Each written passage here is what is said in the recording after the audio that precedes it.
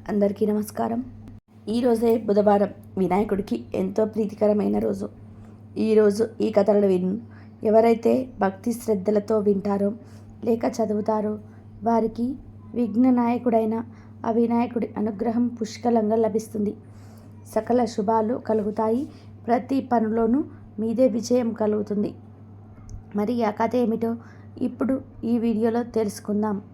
ఒకానొకసారి గోలోకంలో లక్ష్మీదేవి, సరస్వతీదేవి రాధల మధ్య కలహం వచ్చి ఒకరినొకరు శపించుకుంటూ ఉంటారు. ఆ శాపం కారణంగా లక్ష్మీదేవి భూలోకంలో ఉన్నటువంటి పురుషధ్వజుడు అనే మహారాజుకు కుమార్తెగా జన్మించింది. ఆమెకు ఆ మహారాజు తులసి అని నామకరణం చేశాడు. తులసి పుట్టినప్పటి నుంచి విష్ణు భక్తురాలు. విష్ణువే తన భర్తగా కావాలని అని సంకల్పంతో విష్ణు అనుగ్రహాన్ని పొందడానికి వనానికి వెళ్ళి బ్రహ్మ గురించి ఘోరమైన తపస్సు చేయడం మొదలుపెట్టింది.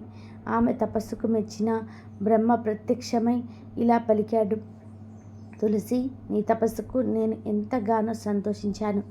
శ్రీమన్నారాయణుని వివాహం చేసుకోవాలని భావించి నువ్వు తపస్సు చేశావు. కానీ ఈ జన్మలో ఈ కోరిక నెరవేరదు. ఈ జన్మలో నీకు విష్ణు అంశ సంభూతుడే పతిగా లభిస్తాడు. అతడే నిన్ను వెతుక్కుంటూ స్వయంగా వస్తాడు. అతన్ని వరించి ఈ జన్మ సార్థకం చేసుకో. మరుసటి జన్మలో అంటే కలియుగాంతంలో నీవు వైకుంఠం చేరుకొని ఆ శ్రీమన్నారాయణుని వక్షస్థలమందు స్థానాన్ని పొందుతావు అని వరాన్ని ప్రసాదించి అదృష్టం అయిపోయాడు బ్రహ్మ.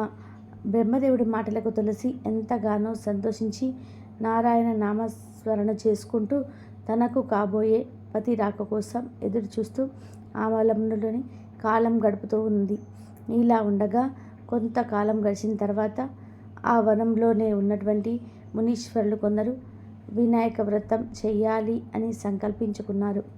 ఆ మునీశ్వరులు ఆ వ్రతానికి కావలసిన సంభారాలన్నీ కూడా సమకూర్చుకొని మట్టితో వినాయకుడిని తయారు చేయడానికి దగ్గరలో ఉన్నటువంటి నదీ తీరానికి బయలుదేరతారు. వారు తులసి నివసించే కుటీరం ముందు నుంచి విఘ్నేశ్వరుడి సూత్రాలు పారాయణం చేసుకుంటూ నది వైపు సాగిపోతూ ఉండే ఆ సూత్ర పారాయణం తులసిని ఎంతగానో ఆకర్షించింది. అయితే అప్పటికే మునులు ఆ వనంలోని చెట్ల మధ్య కనుమరుగైపోవడం వల్ల ఆ పూజ యొక్క వివరాలు తెలుసుకోవడానికి తులసి వారి రాక కోసం అక్కడే ఎదురు చూస్తూ నిలబడి ఉంటుంది. మునీశ్వరులు నదీ తీరానికి చేరుకొని నదిలో పవిత్ర స్నానాలు ఆచరించి ఆ తర్వాత వేదోక్తంగా నదిలో నుంచి మట్టిని తీసి వేద పఠనం చేస్తూ మట్టితో వినాయకుడిని తయారు చేస్తారు. ఆ తర్వాత వేద మంత్రాలతో ఊరేగింపుగా వినాయకుడిని తీసుకుని ఆశ్రమ ప్రాంతానికి బయలుదేరుతారు.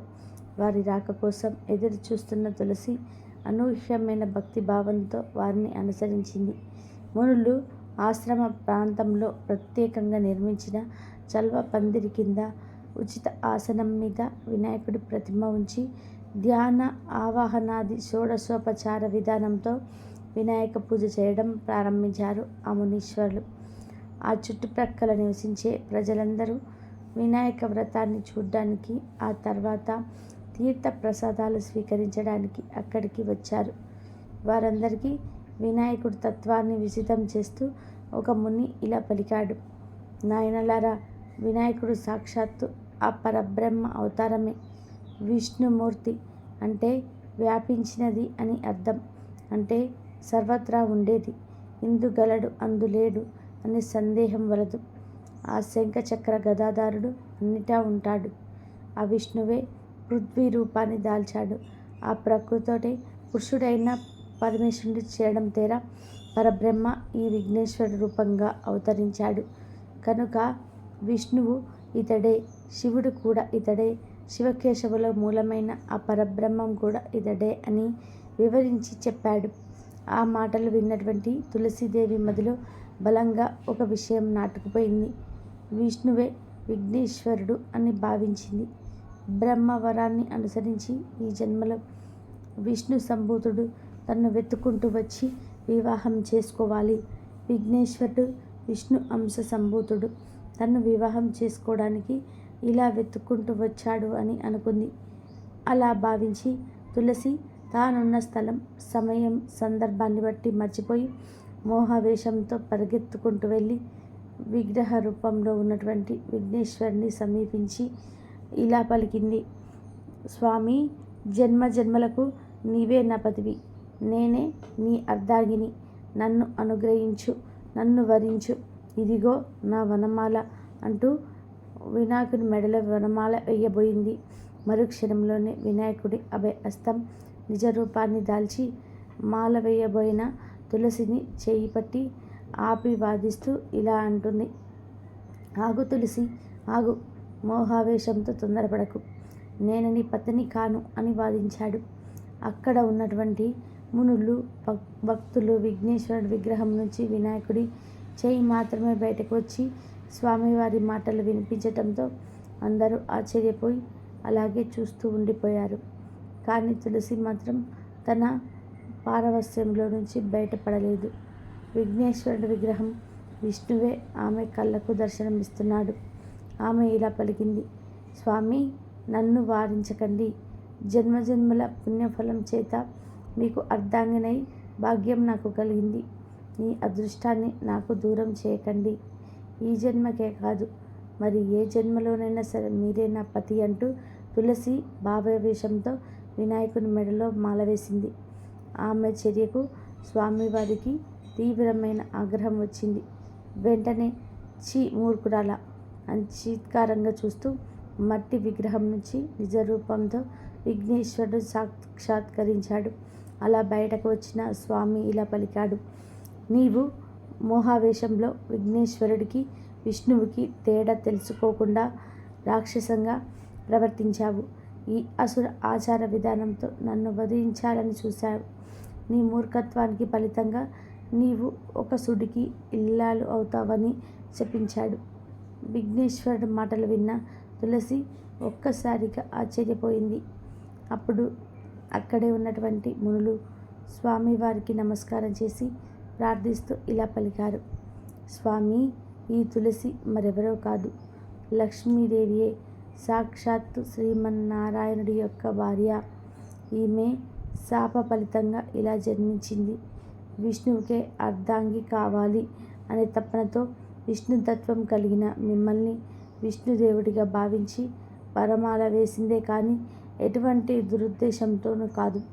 దయచేసి ఈమెకు శాప విమోచనాన్ని అనుగ్రహించండి అని పరిపరి విధాలుగా ప్రార్థించాడు. దీంతో విఘ్నేశ్వరుడు కొంత శాంతించి ఇలా పలికాడు. ఈమె జన్మలో జలంధరుడు అనే అసురుడికి అర్ధాంగి అవుతుంది. ఆ తర్వాత తులసి వృక్ష రూపాన్ని ధరిస్తుంది. తులసి మాలలు విష్ణు ప్రియమవుతాయి. నిత్యము ఎవరైతే తులసి మాలలు ధరిస్తారో అటువంటి వారికి విష్ణు అనుగ్రహం సదా ఉంటుంది. తులసి పత్రాలతో విష్ణువును పూజించిన వారు మోక్షాన్ని పొందుతారు. తులసి పూసలు మాలలో జపానికి ఎంతో శ్రేష్టమైనవి అవుతాయి. ఇలా ఈ కలియుగాంతం వరకు తులసి పూజలు అందుకుంటూ విష్ణుదేవుడికి ప్రీతి పాత్రుల అవుతుంది. ఈ కలియుగాంతంలో నిజ రూపాన్ని పొంది విష్ణు సన్నిధిని చేరుకుంటుంది అని అనుగ్రహించాడు విఘ్నేశ్వరుడు. దీంతో అందరూ ఎంతో సంతోషించి విఘ్నేశ్వరుని పరిపద విరాదులుగా కీర్తించారు. ఆ తర్వాత తులసి చేతులు జోడించి ఇలా పలుకుతుంది. స్వామి, నీ పూజకు కూడా మాకు అర్హత ప్రసాదించండి అని వేడుకుంటుంది. అప్పుడు విఘ్నేశ్వరుడు ఒక్కసారి తల వంకించి, ఒక్క వినాయక చవితి రోజు మాత్రమే నా భక్తులు నాకు సమర్పించే పత్రి పూజలో తులసి పత్రాన్ని వాడతారు. అప్పుడు నేను స్వీకరిస్తాను. వినాయకుడి చవితి రోజు తప్ప మిగతా రోజు సమయాలలో, సందర్భాలలో, నిత్య పూజలలో తులసి పత్రంతో నన్ను పూజిస్తే తప్పకుండా దోషం కలుగుతుంది. ప్రతి సంవత్సరం వినాయక చవితి రోజు మాత్రమే నన్ను తులసి దళాలతో పూజించాలి అనే వరాన్ని ఇచ్చి అదృశ్యమయ్యాడు వినాయకుడు. పూర్వకాలంలో ఒక అరణ్యంలో భార్యాభర్తలు ఇద్దరూ కలిసి ఒక చిన్న కుటీరాన్ని నిర్మించుకొని దానిలోనే నివసిస్తూ అక్కడికి దగ్గరలోనే ఉన్నటువంటి భూమిని సేద్యం చేస్తూ ధాన్యాన్ని పండిస్తూ ఆ ధాన్యంతోటే అటుగా వచ్చే అతిథులకు అన్నదానం చేస్తూ విశేషమైన పుణ్యాన్ని సంపాదించుకున్నారు. ఆ అరణ్య ప్రాంతంలోని అనీంద్రుడు అని మూషికరాజు, మూషికము అంటే ఎలుక, తన భార్య బిడ్డలతో కలలో నివసిస్తూ ఉండేవాడు. మూషికము క్రోధ, మూలోధ, మదమాత్సర్యాది దురభిమానాలకు ప్రతీక. అంతేకాదు రజో తపో గుణాలకు ప్రతిరూపం. ఈ రెండు గుణాలు కలయిక వినాశానికి సంకేతం. దీనికి గర్వం, అహంకారం అధికంగానే ఉంటాయి. ఈ దుర్గుణాలన్నింటినీ ఉనికి పుచ్చుకున్న మూషికరాజు అయినటువంటి అనీంద్రుడు అని తన భార్య పిల్లలతో కలిసి మహర్షి దంపతులకు పంటను నాశనం చేస్తూ ఉండేవాడు. అదిరించే లోపలే రెప్పపాటులోనే కొలల్లో దూరి మాయమైపోయాడు. పండిన పంటలో 3వ వంతు పంట ఈ మూషికుడు కారణంగా నాశనమైపోయి 1 వంతు పంట మాత్రమే మిగిలేది. దీంతో మహర్షి భార్య ఎంతగానో బాధపడుతూ ఒకసారి భర్తతో ఇలా అంటుంది, ఏమండి, మనం శ్రమించి పండిస్తున్న పంటలు 3వ వంతు ఆ మూషికం వల్ల పాడైపోతుంది. మనకు పంట బాగా మిగిలితే అన్నదానం బాగా చేస్తాం కదా. కాబట్టి ఆ మూషికాన్ని వదిలించుకోవడానికి ఒక పిల్లిని పెంచుకుందామా అని అడుగుతుంది. భార్య మాటలు విన్న మహర్షి ఇలా అంటాడు, చూడు, మూషికాల బెడద వదిలించుకోవడానికి మనం పిల్లిని పెంచుతాము. అది ఎలుకను చంపుతుంది కాబట్టి అది చేసిన పాపం మనకే చుట్టుకుంటుంది. ఆ తర్వాత ఆ పిల్లి పాలు, పెరుగు పడగొడుతూ ఉంటుంది. దాన్ని అదుపులో ఉంచడానికి కుక్కను పెంచాలి. ఆ పాపం కూడా మనకే చుట్టుకుంటుంది. శునకానికి అంటే కుక్కకు ఆహారంలో మాంసం పెట్టాలి.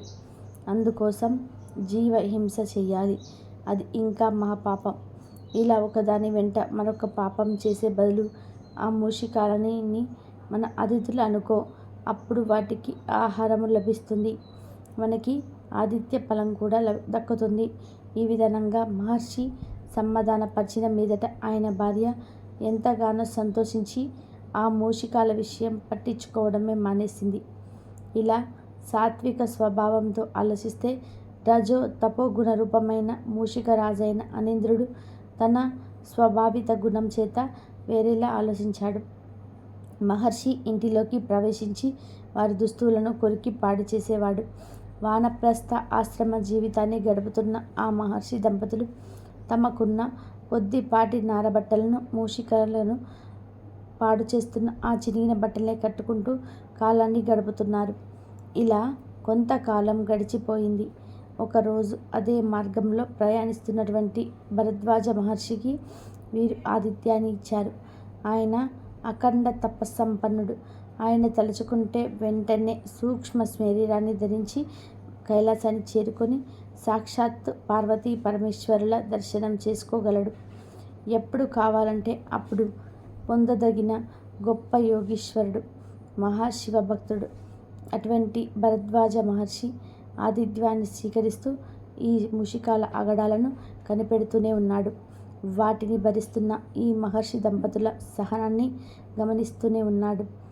భోజనం చేశాక భరద్వాజ మహర్షి ఇలా పలికాడు ఆ దంపతులను ఆశీర్వదిస్తూ, నాయన, మీ సహన సౌశల్యాలు, ఆదర్శ జీవనం నన్ను ఎంతగానో సంతోషించాయి. మీకు ఏదైనా వరం ఇవ్వాలి అని నాకు అనిపిస్తుంది. మీకు ఏం వరం కావాలో కోరుకోండి అన్నాడు. అప్పుడు మహర్షి చిరునవ్వు నవ్వి ఇలా పలికాడు, వానప్రస్థ ఆశ్రమ జీవితాన్ని గడుపుతూ ముక్తి మార్గంలో పయనిస్తూ ఉన్నాడు. మాకు ఏ కోరికలు లేవు స్వామి అని పలికాడు. అయితే ఆ మహర్షి భార్య తన మనసులో ఇలా అనుకుంటుంది, అయ్యో, నా భర్త ఎంత తెలివి తక్కువవాడు. కనీసం ఈ మూషికాల బెడద నివారించమని వరం కోరుకోకూడదా అని అనుకుంటుంది. ఆ ఇల్లాలి మనసు గ్రహించిన భరద్వాజ మహర్షి, అమ్మా, నీ మనోగతం నాకు అర్థమైంది. అయినా నేను ఒక మాట చెబుతాను విను. మనం ఒకటి తలిస్తే దైవం మరొకటి తలుస్తుంది. నెరవేరడానికి ఒక మార్గం ఉంది. పరబ్రహ్మ అవతారమైన శ్రీ విఘ్నేశ్వరుని ప్రతిరోజు నువ్వు పూజిస్తూ ఉండు. సంవత్సర కాలంలో 12వ మాసంలో ఉద్యాపన చేసి ఆ తర్వాత వినాయకుడే మిమ్మల్ని అనుగ్రహిస్తాడు అని చెప్పి ఆశీర్వదించాడు. దంపతులు శాస్త్రోక్తంగా విఘ్నేశ్వరుని పూజించి ఆయనకు ప్రీతిపాత్రమైన ఉండ్రాళ్ళు, లడ్లు, బెల్లం, మోదకాలు, కదలీ ఫలాలు, జంబూ ఫలాలు, నారికేలాలు ఇలా 21 పదార్థాలను నివేదన చేశారు. తీరా నైవేద్యం స్వామికి సమర్పిస్తూ ఉండగా మూషికరాజైనటువంటి ఫణీంద్రుడు హఠాత్తుగా ఆ నైవేద్యాల మీద దాడి చేసి నోటితో కొరికి వాటిని అపవిత్రం చేసి తుర్రున పాడిపోయాడు. దీంతో మహర్షి దంపతులు ఆశ్చర్యపోయి ఎంతగానో బాధపడ్డారు. అయినా ఎంతో సహనం వహించి మరల ఆహార పదార్థాలను, ఫలాలను సేకరించి తెచ్చి నైవేద్యం పెట్టారు. కానీ వ్రతదీక్షలో ఉండగా స్వామి కోసం తయారు చేసిన నైవేద్యం అపవిత్రమైనది అనే బాధ వారి మనసులో ఉంది. ఇక 2వ మాసంలో కూడా అదే విధానంగా వినాయకుడిని షోడశోపచార విధానంతో భక్తి శ్రద్ధలతో పూజిస్తూ ఉన్నారు. అంతా సంతృప్తికరంగానే జరిగింది. తీరా నైవేద్యం ఇవ్వబోతూ ఉండగా మూషికరాజు మరలా దాడి చేశాడు. మరలా నైవేద్యం అపవిత్రం అయిపోయింది. మరలా నైవేద్యాన్ని తయారు చేసి యథావిధిగా పెట్టారు. ఈ విధంగా ఒకసారి కాదు, 2 సార్లు కాదు, 3 సార్లు కాదు, మొత్తం 13 సార్లు జరిగింది. దీంతో మహర్షి భార్య తీవ్రమైన మనస్తాపానికి గురైంది. ఆమె మనసులో ఉన్నటువంటి భక్తి శ్రద్ధల స్థానంలో ఆ మూషికం మీద ఉన్న ఆగ్రహ ఆవేశాలు ఎక్కువైపోయాయి. ఇక 12వ మాసం రానే వచ్చింది. భగవంతుడి పైన ఈసారైనా చక్కగా పూజలు చేసుకొని ఉద్యాపన చేసుకుంటే వ్రతదీక్ష పూర్తవుతుందని అనుకున్నారు మహర్షి దంపతులు. సంభారాలన్నీ సమకూర్చుకున్నారు. యథావిధిగా వినాయకుని వ్రతాన్ని ప్రారంభించారు. మహర్షి తన మనసులోంతా విఘ్నేశ్వరుని మీద లగ్నం చేసి భక్తి శ్రద్ధలతో పూజించడం మొదలుపెట్టాడు. కానీ మహర్షి భార్య మాత్రం దానికి విరుద్ధంగా మూషికం మీద ఉన్నటువంటి ద్వేషంతో రగిలిపోతూ ఈ రోజైనా సరే ఆ మూషికం ఆగడాలకు అడ్డుకట్ట వేయాలి అని కృతనిశ్చయంతో ఉంది. భర్త మనస్సు భగవంతుడి ధ్యానంలో ఉంటే భార్య మనస్సు మూషిక ధ్యాసలో ఉంది. ఆ మూషికం ఏ వైపు నుంచి వస్తుందో, ఏ పదార్థం మీదకు దాడి చేస్తుందో దాన్ని ఎలాగైనా పట్టుకోవాలి అని దృఢ నిశ్చయంతో కర్రతోటి చెయ్యి మాటను దాచుకొని దిక్కులు చూడడం మొదలుపెట్టింది మహర్షి భార్య. ఇంతలో పూజాక్రమంలో నైవేద్యం పెట్టే సందర్భంలో రానే వచ్చింది. మహర్షి నైవేద్యానికి సంబంధించిన మంత్రం చదువుతున్నాడు. ఆయన భార్య మూషిక రావడం కోసం 4 వైపుల దిక్కులు చూడసాగింది. అంతలో వినాయక విగ్రహం వెనక నుంచి, పాదాల మధ్యలో నుంచి దాడి చేసుకొని మూషికుడు నైవేద్యం వైపు చూస్తున్నాడు. సరిగ్గా అదే సమయానికి మహర్షి భార్య దృష్టి మూషికం మీద పడింది. ఆహా, నేను ఎంతోసేపటి నుంచి ఎదురు చూస్తూనే ఉన్నాను. ఇప్పుడు భగవంతుడిని పూజించిన పత్రి మధ్యలో నుంచి ఆ మూషికం వచ్చింది. పూజలో ఉన్నటువంటి పత్రినంతా కూడా అపవిత్రం చేసేసింది. దీన్ని ఇంకా క్షమించకూడదు అని మహర్షి భార్య ఆగ్రహ ఆవేశాలు తన్నుకుంటూ కోపంతో ఒక్కసారి చేతి కర్రను విసిరింది. ఓరి మూషికమా, నీ భగవత్ అపచారానికి ఇదే నా శాపము. అసుర ప్రవృత్తితో మమ్మల్ని హింసించిన నీవు అసురుడవై జన్మించి ఈ వినాయకుడి చేతిలోని అంతమవ్వు అని శపించి తన చేతిలో ఉన్నటువంటి దుడ్డు కర్రను విసిరింది. విసురుగా దూసుకెళ్లిన ఆ దుడ్డు కర్ర మూషికానికి బలంగా తగిలింది. ఆ దెబ్బకానికి మూషికుడు గిలగిలా తన్నుకుంటూ వినాయకుడి పాదాల ముందు పత్రిలో ప్రాణాన్ని వదిలాడు. అంతవరకు భగవన్నామస్మరణలో, భగవద్ధ్యానంలో నిమగ్నమై ఉన్న మహర్షి అనూహ్యమైన సంఘటనకు ఒక్కసారిగా చలించిపోయాడు. భార్య చేసిన కిరాతకం ఆయన హృదయాన్ని కలిచివేసింది. ఆయనలో సహనం కట్టలు తెంచుకొని ఆగ్రహం బయటికి వచ్చింది. అప్పుడు మహర్షి ఇలా పలికాడు. ఓసి పాపాత్మురాల, కర్మ బంధాలు తెంచుకునే మార్గమే ఈ వానప్రస్థ ఆశ్రమం. ఈ విషయం నీకు తెలిసి కూడా నువ్వు సామాన్య మానవురాల వలె ఒక మూషికం మీద కోపాన్ని పెంచుకొని దాన్ని శపించావు. దాని చావుకు నువ్వు కారకురాలయ్యావు. జీవహింస చేయటం మహాపాపం. ఆ పాపం నశించిపోవాలి అంటే నువ్వు కూడా మరో జన్మ ఎత్తి ఈ మూషికాసురుడి చేతుల్లోనే అపహరించబడతావు. నీ అకార ద్వేషానికి, పాపానికి ఇదే తగిన శిక్ష అని శపించాడు. మహర్షి మాటలు విన్న ఆమె ఎంతగానో బాధపడుతూ, స్వామి, చాలా కాలంగా ఆ మూషికం మనల్ని బాధిస్తూనే ఉంది. నైవేద్యాలను అపవిత్రం చేస్తున్నా సరే నేను సహిస్తూనే వచ్చాను. ఈరోజు వ్రతం సమాప్తి అయ్యే రోజు. ఉద్యాపన కూడా చెయ్యాలి కదా. ఈరోజైనా సరే దానిని తరిమేసి నైవేద్యం అపవిత్రం కాకుండా కాపాడాలని నేను చూస్తూ ఉంటే అది ఏకంగా భగవంతుడి పాదాల మధ్య చేరి ఆయనకు మనం పూజ చేసిన పవిత్రమైన పత్రిని అపవిత్రం చేసింది. నన్ను ఇన్ని రోజుల నుంచి ఎంతగానో బాధపెట్టింది. నేను దాన్ని దండించాలనుకోవటం తప్పెలా అవుతుంది అని ప్రశ్నించింది. దానికి మహర్షి ఇలా పలికాడు. ద్వేషం, పగ, క్రోధం ఇవన్నీ దుర్గుణాలు. వీటికి అహంకారమే కారణం. దీనికి మినహాయింపు వానప్రస్థ ఆశ్రమాన్ని గడుపుతున్న మనకు శాంతి, సహనము, భూతదయ, అహింస పాటించడం మనకు ధర్మం. వాటిని ఈరోజు నువ్వు మర్చిపోయావు. అతిథి సేవ మన కర్తవ్యం. అంటే మానవుడే కాదు, సర్వజీవుడు కూడా అతిథులే. ఈ మూషికం కూడా మనకు అతిథి లాంటిదే. మరి నేను ఏనాడో నీకు చెప్పాను, నువ్వు నా మాటలు మర్చిపోయావు. పరబ్రహ్మమే సర్వజీవుల్లో ఉండే జంతువు నివసిస్తుంటాడు. ఆ సత్యాన్ని నువ్వు మర్చిపోయావు. మూషిక రూపంలో నైవేద్యాన్ని ఆరగించడానికి వచ్చిన భగవంతుని గుర్తించలేక అది మామూలు జంతువు అనే భావంతో, క్రోధంతో దాని మీదకు కర్ర విసిరి హింసించావు, పైగా శపించావు. అందువల్లే ఇంతకాలం నువ్వు సంపాదించుకున్న తపశ్శక్తిని దుర్వినియోగం చేశావు. అందుకే నీకు పాపం అంటుకుంది. నువ్వు చేసిన అకృతాన్ని కాను భవిష్యత్తులో నువ్వు అనుభవించబోయే ఫలితం గురించి నేను చెప్పాను అంతే. ఇలా మహర్షి శాంతంగా పలికి బోధించగా ఆ మాటలకు ఆయన అర్ధాంగిని ఆ మహర్షిని ఫలితాలను 12 మాసాలుగా మనం దీక్షతో విఘ్నేశ్వర వ్రతం చేస్తాము. భక్తితో ఆ స్వామి వారికి నైవేద్యం సమర్పించాము.